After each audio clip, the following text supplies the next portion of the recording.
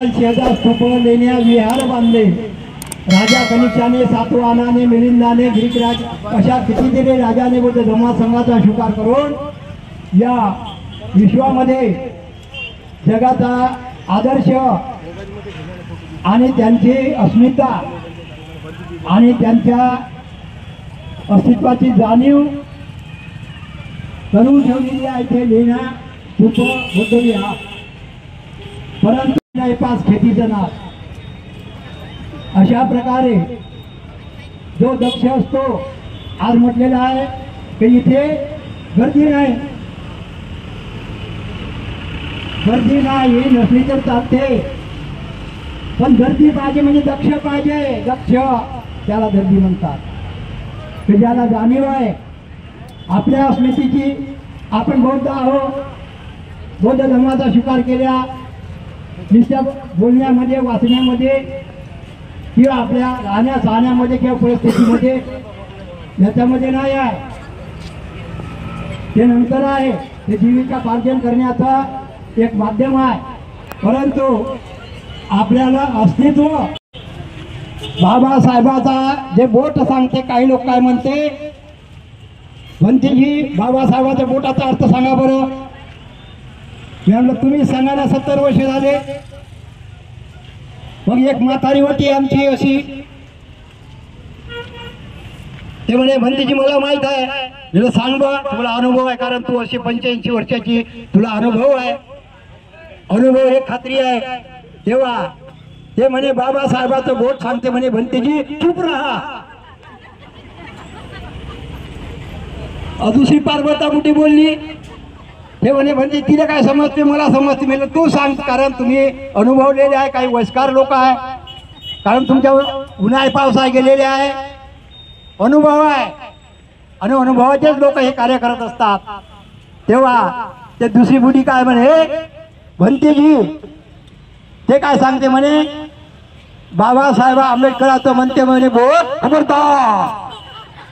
अरे तुमचंही बरोबर आहे, पण मी बौद्धाचा भिक्षू, तो भिक्षू संघ भगवान तथागताने वारसा हक्क देऊन पंचवर्गीय भिक्षूला सारनाथ मध्ये निर्माण केला। तो भिक्षू संघ आज आहे, आणि या महामानवांना माझा त्रिवार अभिवादन। आणि आजच्या या आपल्या अस्मितेच्या मागणीकरिता नांदगाव शहरामध्ये आपण जिल्हा अधिकाऱ्याला किंवा तहसीलदाराला निवेदन देणार आहोत। तेव्हा त्याकरिता या अधिष्ठानावर भिक्षू संघ यांना त्रिवार अभिवादन, पंचांग प्रणाम। आज ज्या कार्यकर्ते आहेत त्याला जाणीव आहे, उपासक पाळेन साहेब आहेत, डोंगरे साहेब आहेत, खडसे साहेब आहेत वगैरे सर्व यांना आणि उपासिकांना, समता सैनिक दलांना आज निळा पेराव केला, नीलचक्र, निळ निशाण, आणि नील म्हणजे शांतीचं प्रतीक, निर्मळतेचं प्रतीक। धन्यवाद देतो। 2-3 जण आहे घेतलं रे या कर्मटाने हिसकून, ठेवलं रे लपवून, त्याचा विकृतीकरण करून आमच्या पुढे सोंगा ढोंगा भूता खेताचं देवाधिकाचं सोंग उभं करून त्यामध्ये ठेवलं आम्हाला गुरफटवून। आजपर्यंत आम्हाला कोणत्या सत्याचा त्यांनी थांगपत्ता लागू दिलेला नाही, क्रमाक्रमाने। तेव्हा बाबासाहेब म्हणतात मोठ्या प्रयासानं, जसं तुमचं धन आणलं रे मी खिचून, पोटाला पीळ देऊन हाताची, हाडाचे काळ करून रक्ताचं पाणी करून, पोटाला पीळ देऊन जसं होतं तुमचं धन असं आणलं खिचून। 1949 साली तुम्हाला या भारतातील सर्व लोकांना एक मोठं दिलं धन, संविधान। स्वतःला समजून घेण्याची पात्रता निर्माण करा, ऐकून घेण्याची पात्रता निर्माण करा, समजून समता स्वातंत्र्य संविधान, ज्याचा संविधानामुळे आपलाच नाही तर सर्व अखिल मानवतेचा विकास आणि प्रकाश उद्धार झालेला आहे त्या संविधानामुळे। आणि म्हणून 1956 साली डॉक्टर बाबासाहेब आंबेडकरांनी नागाच्या नगरीमध्ये जो आपल्याला मोठं मौल्यवान धनदेणं आपली अस्मिता आहे, आपला जीव की प्राण आहे, तारणारा तारू आहे, आपला आणबाण शान आहे, आपलं धन आहे धम्म. धम्म हे ज्ञान आहे, धन आहे. तेव्हा बाबासाहेब म्हणतात, केलं तुमच्या स्वाधीन करा, याचं रक्षण करा, आचरण विचरण. या धम्माचं, या संविधानाचं करा आचरण विचरण. नका फिरू रे वनवन. या गटात त्या गटात, असं संघटना तसं संघटना, त्या देवापाशी यापाशी त्यापाशी, असं तसं नका फिरू रे वनवन. तुम्हाला कशाची पडणार नाही ऊन. परंतु आमच्यामध्ये एकच उणीव आहे, एकच उणीव आहे. भिंके जिगर लगते मगर आधे उदर आधे ही दर. हे उणीव आहे. हे उणीव आता कदाचित भरून निघत आहे. कारण लोक जरी इथे उपासिका कमी आहे, उपासिका जास्त आहे, उपासक कमी आहे, परंतु सर्व वार्ता लोन हे संपूर्ण विश्वामध्ये पोहोचलेला आहे, आंतरराष्ट्रामध्ये पोहोचलेला आहे. आणि म्हणून आता जाग आली आहे, जागा होण्याची वेळ आलेली आहे. कारण संविधान हे आपला जीव के प्राण आहे, या जगाचा जीव के प्राण आहे. आणि धम्म आणि भगवान तथागताचा, बुद्धगयाचा बौद्ध विहार हे आपलं अस्मिता आहे, आपले जान आहे. नाहीतर आपल्याला कुठे थारा नाही. हे जर आपल्यापासून, बाबासाहेब कहते भीख मागने से कोई नहीं मिलता, खिचना पड़ेगा. याचा अर्थ संघटनेने, एकात्मतेने परिवाराची एकता, शेजाऱ्याची एकता, समाजाची एकता, गावची एकता, देशाची एकता अबाधित कायम असेल तर देव तुमचा पाय लागायला आल्याशिवाय राहणार नाही. एकता पाहिजे. काही आपल्याला शस्त्राची गरज नाही, शास्त्राची गरज आहे. शस्त्राची गरज नाही, शास्त्राची गरज आहे. शास्त्र हे संविधान आहे, शास्त्रबद्ध बुद्ध धम्माचं आचरण विचरण आहे. तेव्हा बाबासाहेब आंबेडकर म्हणतात, आणि जे आतापर्यंत, कारण आपण शांतिप्रिय लोक आहोत, विचार करणारे लोक आहोत, आणि आपण आपली प्रगती, आर्थिक प्रगती, साडी चोडी, गाडी वाडी माडी, माझी परिस्थिती सुधारण, मी आता इतके दिवस गेलेले आहे, तिकडे काही लक्षच नाही. आता लक्ष घालावं लागेल. आणि बुद्धगयेला हे मोर्चा काढणे, मला माहित आहे, मला अनुभव आहे. बुद्ध वटफळीला जे आता एक तुम्ही होत्या समता सैनिक दलात होत्या ना, मी होतो तिथं. तेव्हा या मोर्चे काढल्यानं काय होते, एक जण म्हणत होता, अरे हे शेतकरी प्रथम पहिल्यांदा बीज पेरतो, तर आपल्याला अधिकाऱ्याला निवेदन द्यावं लागणार आहे भिक्षू लोकांच्या मार्फत, आणि तुमच्या सहकार्याने सर्वांनी मिळून. आणि मग म्हणे ते कचरा पेटीत टाकतात. मग आम्ही कचरा पेटीत तो टाकत असेल तर आम्ही आमचा वाटा मागू ना. तर सांग, आमचा वाटा कुठे आहे? आम्ही दिलेलं निवेदन कुठे आहे? तेव्हा पाठवलं की नाही पाठवलं? तेव्हा हे सुरुवात आहे. असं नका म्हणू हे निवेदन देतो मग लोक उलिशेच आहे, लय दिसले पाहिजे, हे आपोआप येतात. नाका का तोंड दाबलं का नाक दाबलं का तोंड नक्की उघडल्याशिवाय राहत नाही. आणि नाका तोंडात पाणी गेल्यावर हातपाय हलवल्याशिवाय राहत नाही. आता हातपाय हलवायची गरज आलेली आहे. दुसरी गोष्ट, आपल्याला बुद्धगयेला जावं लागणार आहे सर्वाला. 1962-64चा जो सत्याग्रह झाला, जल भरो आंदोलन, आपल्याला काय शस्त्राची गरज नाही आहे, आपल्याला न्यायाची गरज आहे, स्वातंत्र्य बंधुभावाची गरज आहे. आणि आपली मागणी आहे तर भीक मागल्याने भेटणार नाही. आपल्याला त्याच्या दारामध्ये ठाण ठोकून बसावं लागेल. बुद्धगयेच्या मुक्तीकरिता, आपल्या अस्मितेकरिता आपला जीव की प्राण आहे ते. तेव्हा ज्याप्रमाणे आपण बुद्धगयेची मुक्ती करण्याकरिता सर्वांनी आपल्याला तिथे 4-8 दिवस तरी जावं लागणार आहे. सर्वाला आपले कामधंदे क्रमाक्रमाने बाजूला करा. आणि त्याला देत नाही तर कोणी काही देत नाही, आपल्या स्वतः भिक्षूला तिथे खर्च करावा लागून राहिला, स्वतः स्वयंपाक करावा लागून राहिला. तिथे पाणी आहे, मंडप आहे, खर्च आहे, पाणी आहे, दवा आहे, पाणी आहे. याकरिता आर्थिकतेची मदत करावं लागणार आहे. आता आपल्यापाशी काही कमी नाही. आता म्हणताना काही गायक म्हणतात ना, नव्हतं मिळाचं पोट आला, आता कमी नाही नोट आला. अरे दे ना तिकडे, अरे तिथं तर द्या आमचा वाटा 20वा भाग. म्हणून आपल्याला आता त्या आकाश लामाजी आणि बरेचसे भंतीजीचं आम्ही मोबाईलवर ऐकतो. तर बुद्धगयेला, बुद्ध पौर्णिमेला पाय ठेवायला जागा नसली पाहिजे, इतके बहुसंख्या लोक त्या मुक्तीकरता आपल्याला हजर राहावं लागणार आहे. तेव्हा आपण बाबासाहेब भगवान बुद्धाचे अनुयायी आहो आणि आपल्याला अस्मिता, आपला आदर्श, आपल्याला जे काही धन आहे याची जतन करावं लागेल.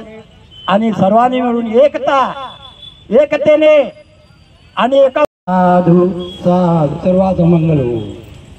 रठ्ठमाल भंतीजी त्यांना विनंती करतो की त्यांनी आपलं मार्गदर्शन करावं.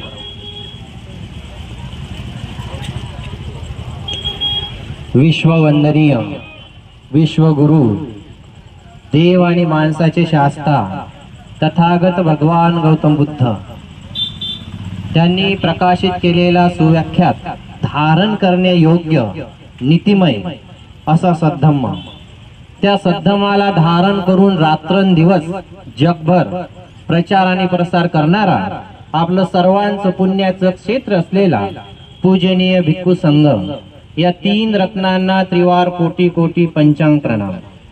विद्येचे प्रकांड पंडित, धम्माचे द्वितीय शासक, विश्वरत्न, विश्वभूषण, परमपूज्य बोधिसत्व डॉक्टर बाबासाहेब आंबेडकर, नायकाचा नायक, ज्या महानायकामुळे आजपर्यंत धम्माची ज्योत तेवत राहिली, जगभर प्रचार प्रसार होत राहिला आणि त्या महानायकामुळे आजपर्यंत बुद्धाची संस्कृती, श्रमण संस्कृती जिवंत राहिली. असा नायकाचा नायक, महानायक राजा अशोक या 2 महान रत्नांच्या महान अशा धम्म क्रांतीला त्रिवार कोटी कोटी पंचांग प्रणाम.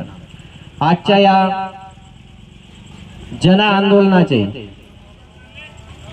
अध्यक्ष, 1 दिवसीय आंदोलनाचे धरणे आंदोलनाचे अध्यक्ष आदरणीय पूजनीय भदंत राहुल बोधीजी महाथेरो, अखिल भारतीय भिक्खू संघाचे जिल्हा अध्यक्ष यवतमाळ पूजनीय भदंत राहुल बोधी महाथेरो यांना त्रिवार कोटी कोटी पंचांग प्रणाम, त्रिवार वंदन.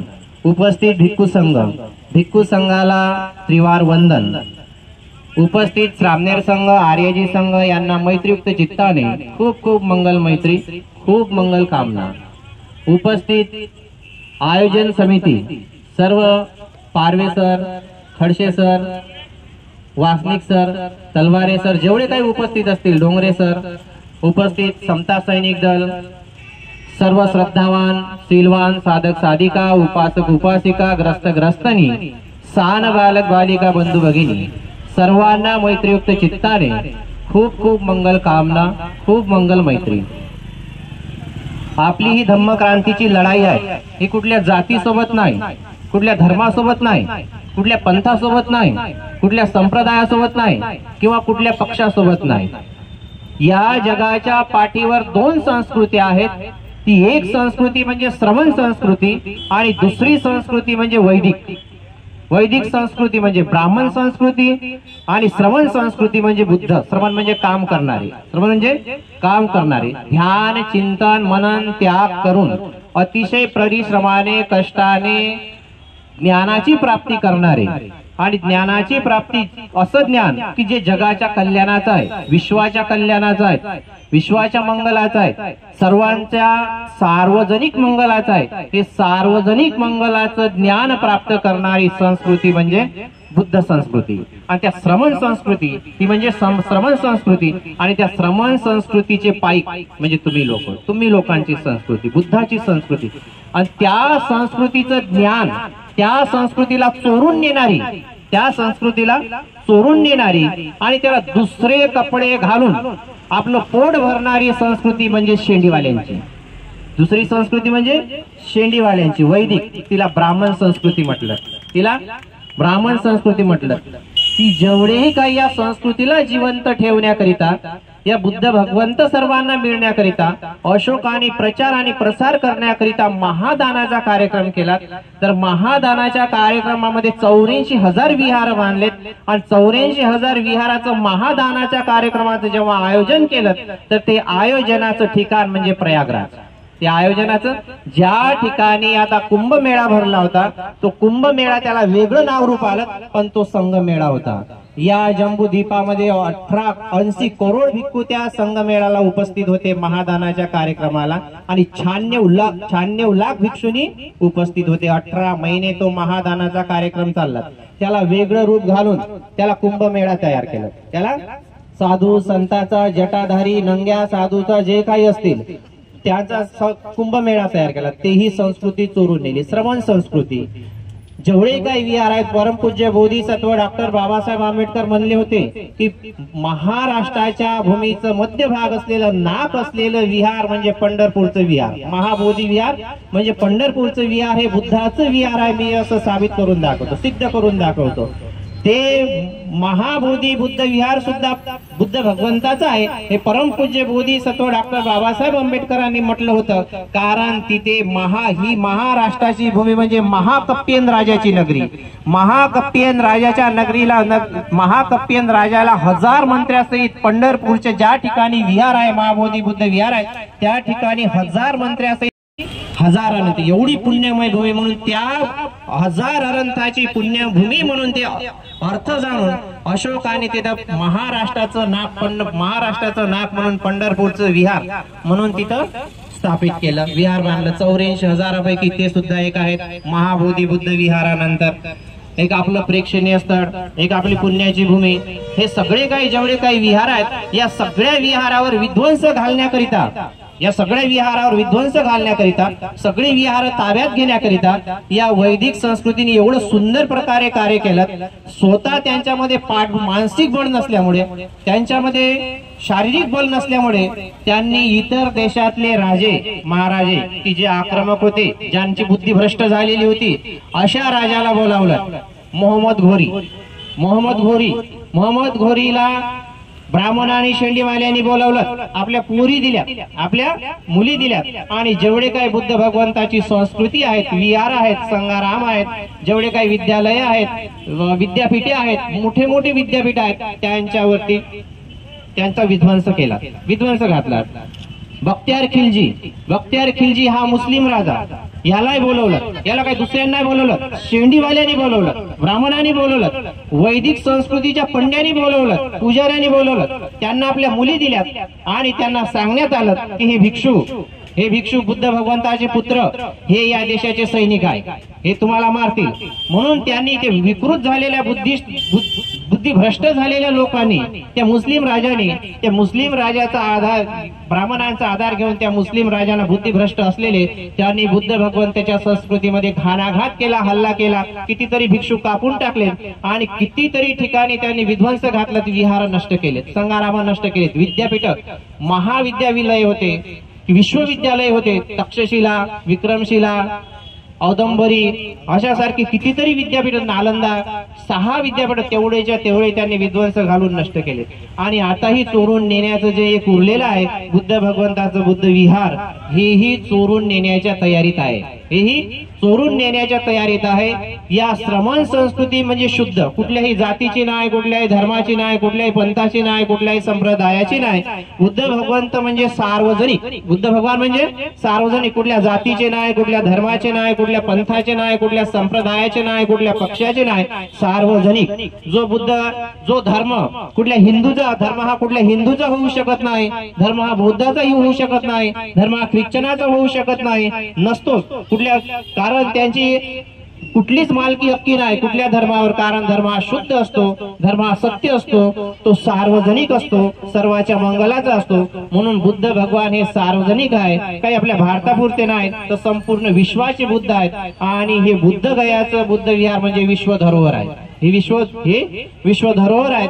म्हणून ही आपली कुठल्याही एका जातीची, धर्माची, पंथाची, संप्रदायाची किंवा आपल्या आर्थिक लाभाची किंवा आपल्या याची स्वार्थाची लढाई नाही, तर ही लढाई म्हणजे आपल्या स्वाभिमानाची आहे, आपल्या हक्काची आहे. परमपूज्य बोधिसत्व डॉक्टर बाबासाहेब आंबेडकरांना माहित होतं, त्यांनी जिथे जिथे सत्याग्रह केला, लढाई केली, धम्मक्रांती केली, तर त्यांना माहित होतं की माझं रक्त सांडणार आहे. जेव्हा 14चा सत्याग्रह केला तर त्यांना माहित होतं की माझं रक्त सांडणार आहे, लोक दगड मारणार आहे, माझ्या लोकांनाही मारणार आहे, उपासकांनाही मारणार आहे. पण त्यांना ते करून दाखवावं लागलं, आपल्याला करून दाखवावं लागलं.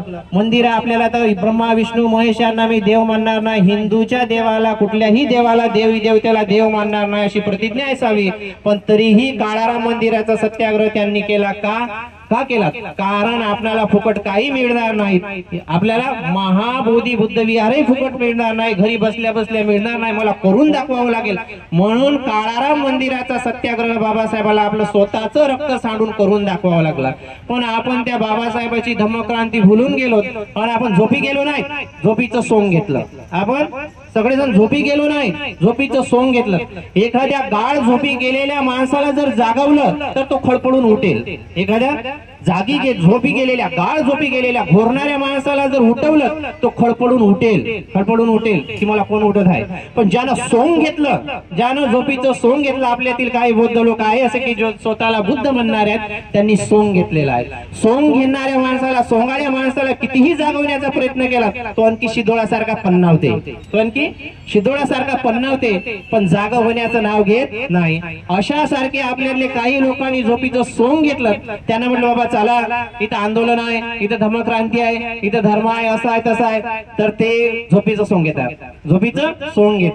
आणि झोपीचं सोंग घेतल्याच्या नंतर काहीतरी बहाणे लावतात, म्हणजे त्यांनी झोपीचं सोंग घेतलं, ते शिदोळासारखे तन्नावतात, पण जागे होण्याचं काम करत नाही. म्हणून ही आपली एकट्याची लढाई नाही, ही लढाई एका गावाची नाही, एका तालुक्याची नाही, एका जिल्ह्याची नाही. आता ही 75 वर्षापासून ही धम्मक्रांती चालू आहे. आता याला उग्र रूप धारण केलेलं आहे, जगभर पसरलेलं आहे. जगभर या महाबोधी बुद्ध विहाराचं आंदोलन जगभर होत आहे. कारण परमपूज्य बोधिसत्व डॉक्टर बाबासाहेब आंबेडकरांनी लिहिलेली घटना ही 26 जानेवारी 1950 रोजी लागू करण्यात आली. किती? 26 जानेवारी 1950 रोजी लागू करण्यात आली. आणि महाबोधी बुद्ध विहाराचा कायदा, ऍक्ट कायदा 1949चा कायदा हा 1949चा आहे. महाबोधी बुद्ध विहाराची समिती 1949ची आहे. जेव्हापासून घटना लागू झाली तेव्हापासून 49चे कायदे सगळे रद्द करण्यात आले. फक्त एकच कायदा असा राहिला महाबोधी बुद्ध विहाराचा, तो रद्द करण्यात आला नाही. कारण त्या महाबोधी बुद्ध विहार म्हणजे ब्राह्मणांचा आणि या घटना म्हणजे या देशाचं शासन चालवणाऱ्या लोकांचं पोट आहे, त्याच्यावरती पोट आहे. सगळा फंड विदेशातून येणारा, आता करोना नावाचा एक महामारी येऊन गेली, महामारीमध्ये कितीतरी फंड आलात आणि कितीतरी करोडो अब्जो खरबो रुपये आले.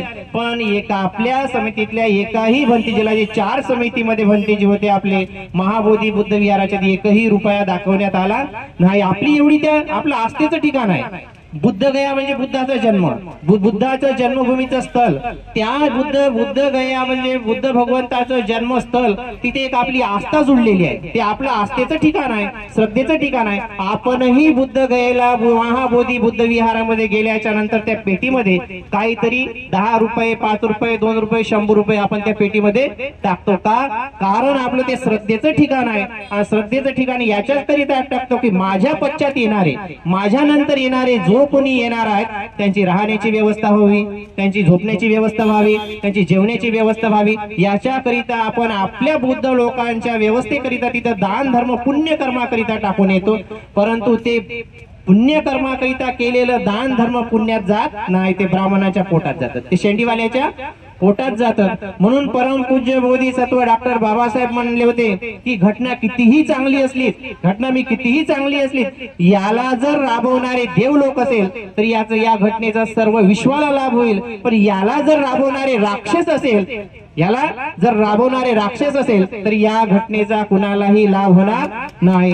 म्हणून आपली जी लढाई आहे, आपली जी धम्मक्रांतीची रक्तविहीन लढाई आहे, ही शेंडीवाल्यासोबत आहे. म्हणजे श्रमण संस्कृतीची लढाई ही ब्राह्मण संस्कृती म्हणजे वैदिक संस्कृती सोबत आहे. कुठल्याही जातीसोबत नाही, कुठल्याही धर्मासोबत नाही, कुठल्याही पंथासोबत नाही, हिंदू सोबत नाही, यहुदी सोबत नाही, पार्शनासोबत नाही, कुठल्याही जाती धर्मासोबत नाही. तर एका संस्कृतीची लढाई ही दुसऱ्या संस्कृती कारण त्यांचं त्याच्यामध्ये काहीच अधिकार नाही, सगळं आपलं चोरलेलं आहे, हिसकावून घेतलेलं आहे.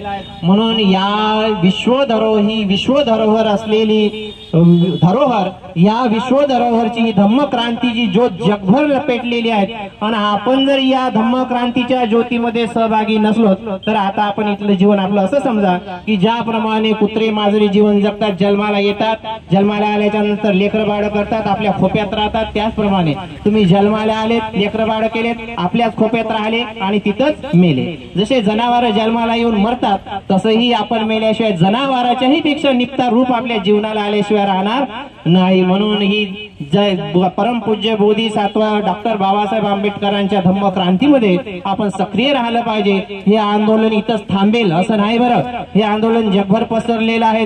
एक दिवस असा येईल का एकाच तारखेला सगळे विश्वामध्ये आंदोलन होईल.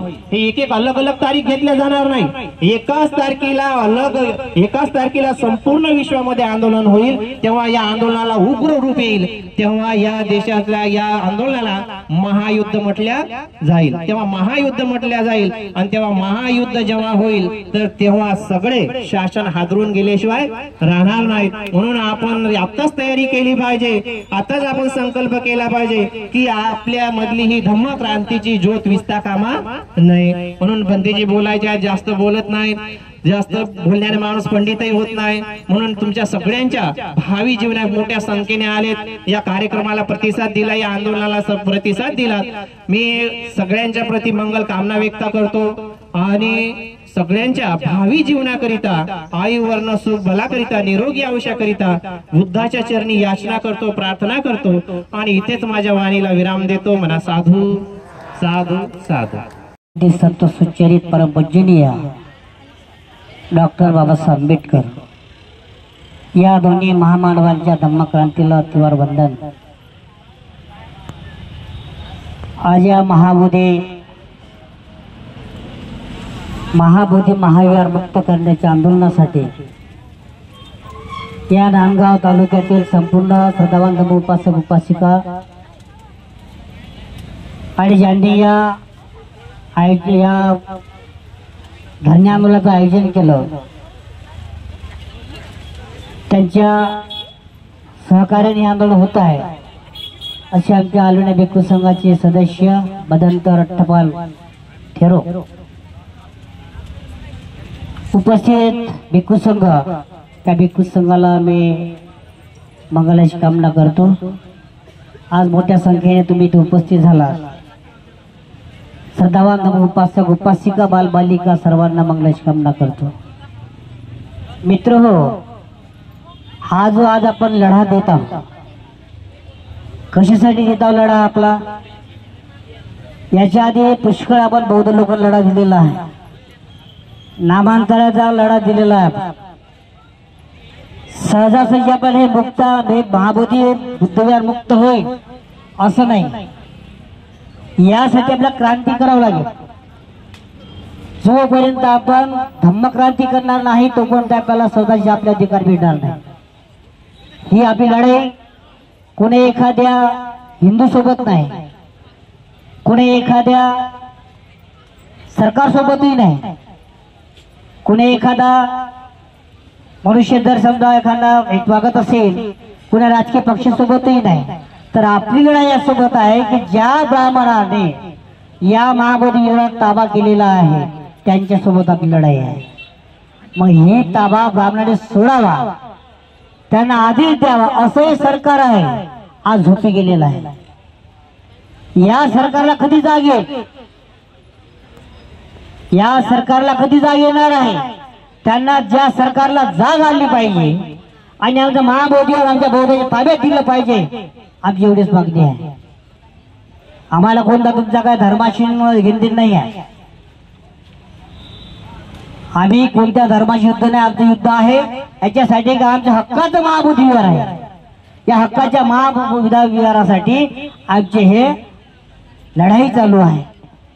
आज गेल्या 12 फेब्रुवारी पासून देशा विदेशातले भिक्खू त्या बुद्धगयेला तयार आहे. गेल्या 12 फेब्रुवारी पासून आपण आता निघालो आज यवतमाळामध्ये 3 तारखेपासून तर आतापर्यंत यवतमाळामध्ये 35 विहार आहेत. 35 विहार. त्या 35 विहारात प्रत्येक एक विहार एक दिवस आम्ही आंदोलनासाठी घेतलेला आहे.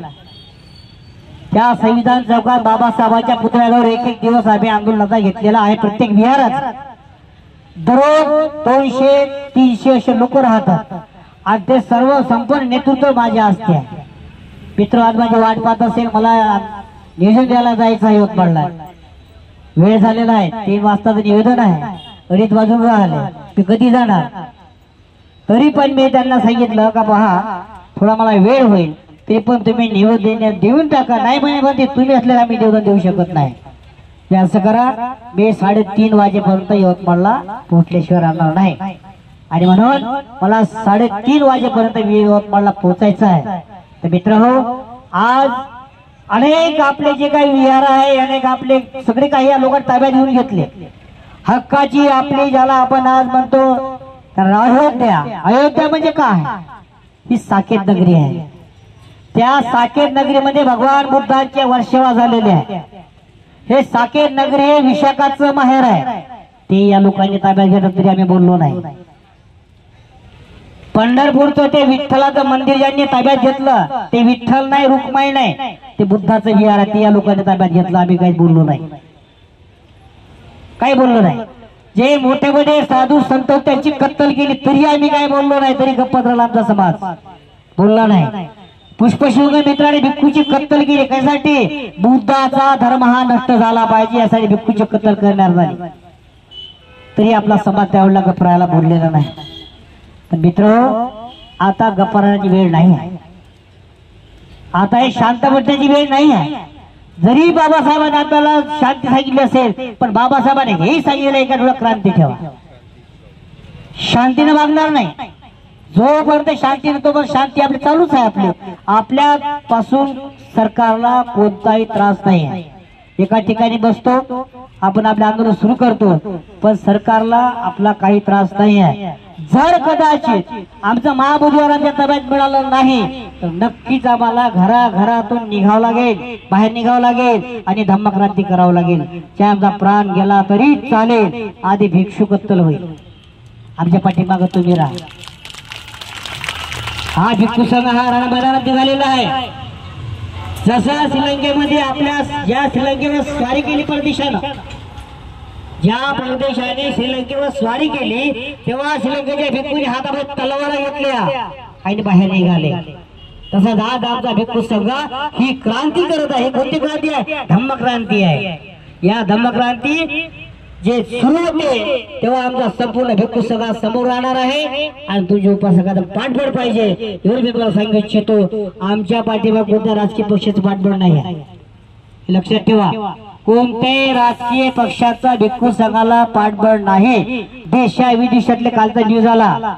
बदलता प्रज्ञानंद महास्तवीर आज त्या महाबोधीवार मुक्ती आंदोलनासाठी धरणासाठी बसलेले आहे. त्याची तब्येत खालावलेली आहे, उपोषणाला बसलेले आहेत. आज त्याला कोणी पाणी द्यायला तयार नाही. त्या महाबोधी विहाराच्या बाहेर काढून दिलेलं आहे सरकारनं. असं काय होतं आमच्या सोबत? अरे आमचंच तुम्हाला चांगलं दिसते काय? आमचं चांगलं दिसते काय? अरे तुमच्यावर 33 कोटी देवाचे मंदिर आहे ना, राहणार तिकडे. पण आमचं तुम्हाला का चांगलं दिसत? आम्ही एकच आहे ना, हजारो नाही आमच्या वाले, 33 कोटी नाही. त्या 33 कोटी एकच आमचं आहे, ते म्हणजे महाबोधी बुद्ध विहार. ते मुक्त करा आणि त्या आमच्या ताब्यात त्या बौद्धांच्या. एवढीच आमची मागणी आहे, बाकी काही नाही आहे. आणि म्हणा मित्रहो, हा लढा आपल्याला संपूर्ण बौद्ध बांधवांना लढायचा आहे. एकाची लढाई नाही, भिक्खू संघाची लढाई नाही आहे, तुमची सुद्धा लढाई आहे. फक्त भिक्खू संघा समोर राहणार नेतृत्व भिक्खू संघाचं आहे आणि त्याच्या मागे पाठबळ समाजाचं आहे. म्हणून राजकीय पक्षापेक्षा आम्हाला सामाजिक बळ महत्वाचं आहे. राजकीय पक्ष महत्वाचा. राजकीय पक्ष बसल्या तसा केंद्रात आमचे राजकीय पक्ष बसलेले आहे, आमचे नेते तिथं बसलेले आहे, पण नेते डोळे जाऊन बसलेले आहे. कारण त्यांनी या भाजप लोकांची सुपारी घेतली आहे म्हणून तिथं बसलेले आहेत. पण समाज असा समाज विकला जाणार नाही. हा समाज खपल्या जाणार नाही. कारण बाबासाहेबांच्या औल्यात आहोत. बाबासाहेब एक सांगितलं, अरे खपू नका, खपू नका, तुम्ही दुसऱ्याला खपवा. जागे व्हा, जागृत व्हा. हे जागृत व्हायची वेळ आलेली आहे बंधूंनो. आणि महाबोधी विहार मुक्त कसं होईल ही प्रेरणा आपल्याला तिथपर्यंत न्यायची आहे आणि आपण हा लढा द्यायचा आहे. सर्वांनी सज्ज व्हावं एवढं मी सांगू इच्छितो. माझे जे प्रवचन आहे मी ते थांबवतो. सर्वांना मंगलाची कामना करतो. भवतु सब मंगलं, भवतु सब मंगलं, भवतु सब मंगलं. तिथे जमलेल्या सर्व बौद्ध उपासक उपासिका तसेच भिक्षू संघ, पोलीस आपल्या होमगार्ड ताई आहे यांनी इथं सकाळपासून सर्वांना हे केलेलं आहे. आमचे पेंडालेले दादा यांचे पण आभार मानतो, सर्वांचे आभार मानतो. यानंतर पालवे सर समोरची रुपये तुम्हाला सांगतील अशी मी त्यांना विनंती करतो. आपण समोर आहे मागं समजा सैनिक दल आहे, त्यांच्या मागं महिला आहेत, त्यांच्या मागं पोलीस आहे.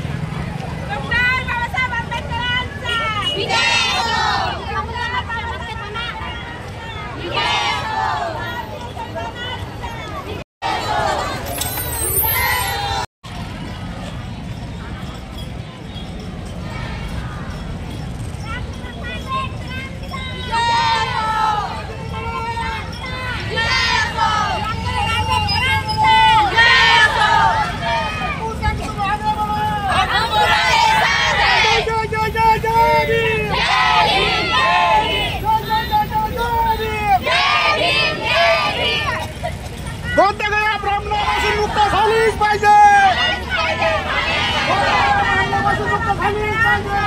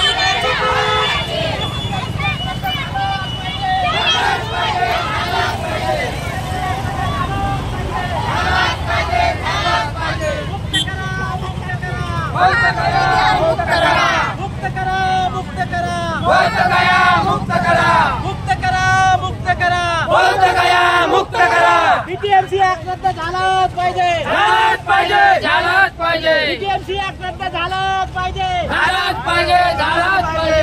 झालाच पाहिजे. झालाच पाहिजे. नाही कोणाच्या बापाची. नाही कोणाच्या बापाची.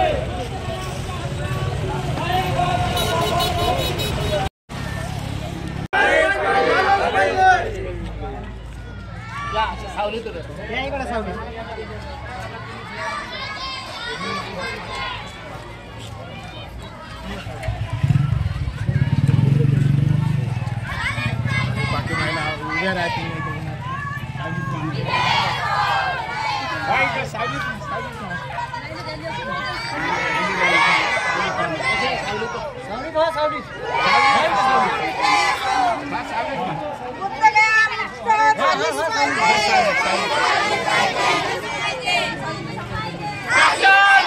आंबेडकरांचा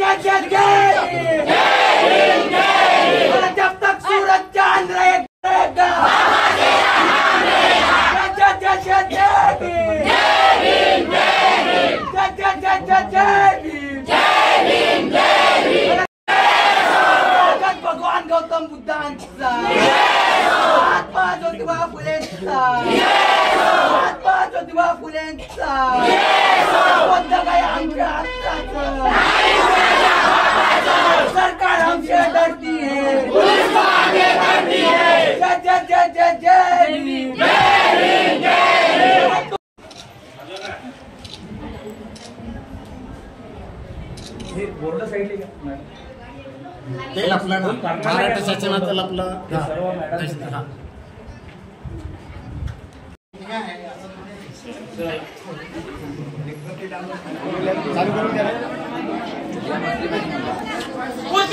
मुक्त झालीच पाहिजे.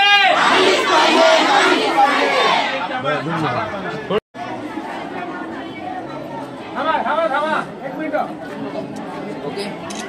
महाबोधी महाविहार मुक्ती आंदोलनाला पाठिंबा म्हणून मानगाव खंडेश्वर येथील भंतोजी संघ आणि उपासक यांनी आज धरणे आंदोलन केलेलं आहे. आपण त्यांच्याकडून माहिती घेऊया. काय मागणी आहे तुमची? आमची मागणी आहे जे 1949 ते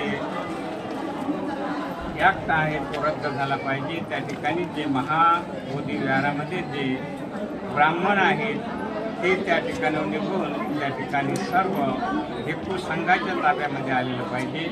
कारण ते बुद्ध विहार हे बुद्धाचं आहे, हक्क आहे. कारण ज्या ठिकाणी भगवान बुद्धांनी संबोधी प्राप्त झालेली आहे ते बुद्ध विहार या भारतभूमीमध्ये जे ज्ञान प्राप्त झालेलं आहे त्याकरिता नांदगाव शहरामध्ये धरणे आंदोलन करण्यात आलेलं आहे. आणि आम्ही सर्व आजूबाजूचे खेड्यामधील बौद्ध उपासक उपासिका आलेले आहेत की जेणेकरून आमचा जे बुद्धाचा वाटा आहे, जे महाबोधी बुद्ध विहार आहे ते ब्राह्मणांच्या हातून जे मुक्त झालेले पाहिजे. आणि आम्हाला फक्त आमचं बुद्ध विहार झालं पाहिजे, बौद्ध विहार आम्हाला मिळालं पाहिजे. कारण त्या ठिकाणी जे काही पंड्य पिंडदान करतात, हिंदू धर्मानुसार आचरण करतात, कारण भगवंताला कर्मकांड हे माहीत नव्हते आणि त्यांना ते योग्य वाटत नव्हतं. त्यामुळे बुद्ध या भगवान बुद्धांनी त्या ठिकाणी सम्यक संबुद्धी जे मनुष्याच्या कल्याणाकरता हिताकरता धम्म दिलेला आहे, तो धम्म दिलेला आहे. आणि त्या ठिकाणी जे पंडे आहेत ते म्हणतात की जे 5 पांडव या ठिकाणी आलेले आहेत ते 5 पांडव नसून ते भगवान बुद्धाच्याच 5ही मुद्रा आहेत. तेव्हा ते मुक्त झालं पाहिजे. याकरिता तहसीलमध्ये आम्ही या नांदगाव शहरामध्ये भिक्खू संघ आणि उपासक उपासिका यांच्या सहाय्याने तहसीलदारांना आम्ही निवेदन दिलेलं आहे की आमचं जे महाबोधी बुद्ध विहार आहे ते आम्हाला मिळावं आणि पंडे लोकांच्या हातातून ते मुक्त व्हावं. याकरता आम्ही या ठिकाणी तहसीलमध्ये आलेलो आहोत, निवेदन दिलेलं आहे.